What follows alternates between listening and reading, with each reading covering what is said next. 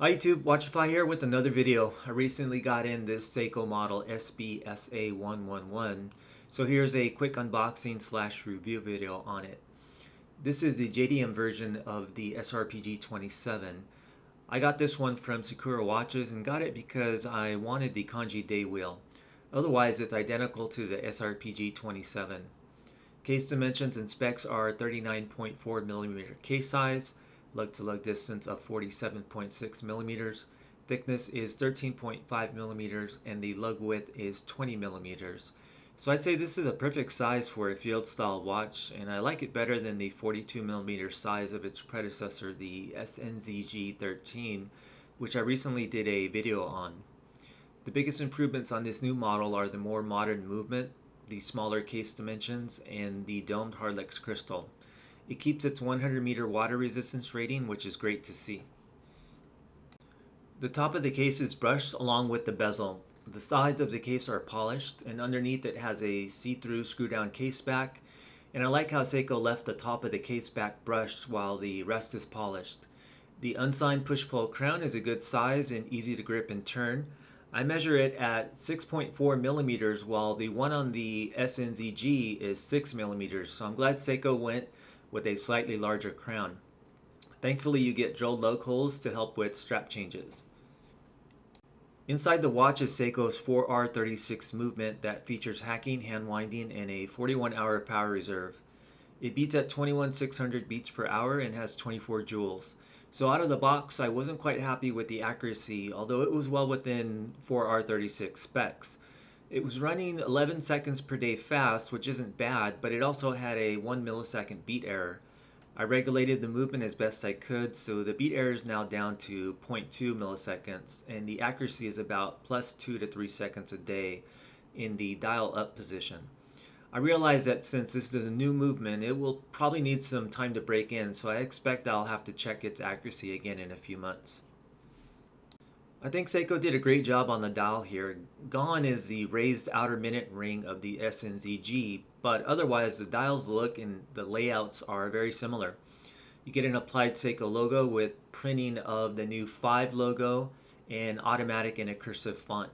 The flat black dial is less cluttered now since they left off the jewel count, water resistance, and sports wording. The large 12-hour numerals are raised and have a brushed texture. Closer to the center of the dial, you'll find the printed 24-hour numerals and a white minute track along the edge of the dial. The indices are either square or rectangular and are lume filled along with an arrow indice at 12. What's interesting to me is the color of the numerals on the dial. I thought that they were going to be plain white, but they give off a slight grayish bronze tone depending on how the light is reflecting off the dial. So that's a nice touch by Seiko in my opinion. The day and date wheel is done in black and is outlined in white. The hands are the familiar fence post shape of the SNZG, but upon closer inspection I can see that the part closest to the center is blacked out on the hour hand. Also on the hour hand you can see a dividing line about halfway up. The red tip second hand is also very similar, but if you look closely you can see the end closest to the dial center is more angular than the one on the SNZG. The hands and the indices are lumed with Seiko's proprietary Lumibrite, with the hands giving off a stronger and longer lasting glow than the indices do.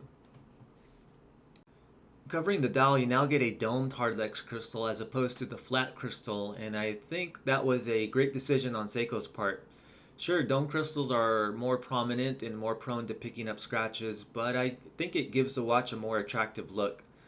Clarity is good, and I'm not really worried about picking up scratches based on my experience with Hardlex, but I'm sure there'll be many who will opt to upgrade it to an aftermarket sapphire crystal. The bracelet is standard fare for Seiko's in this price range.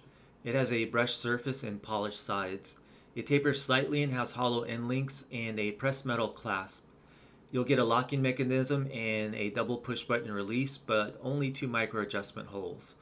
Lastly, the links are held together with push pins, which I actually prefer over pins and collars. Overall, I'm happy with the bracelet and I think it suits the watch well.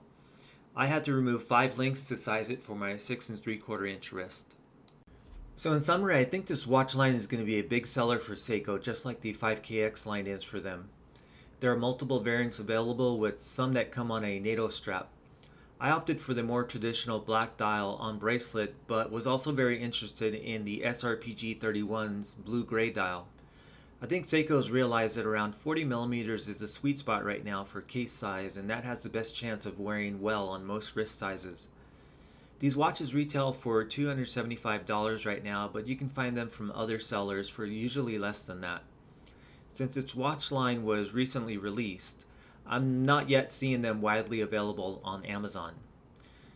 This watch is a great inexpensive choice if you're looking for a field style watch that also looks classy enough to wear into the office.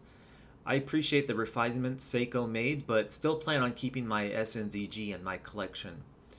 For those of you in the market for a field style automatic watch, I'm partial to Seiko, but other options that I like out there are the Bulova Hack line and the Hamilton Khaki Field Auto, the latter being more expensive due to it being Swiss made, having sapphire, and an 80-hour power reserve movement.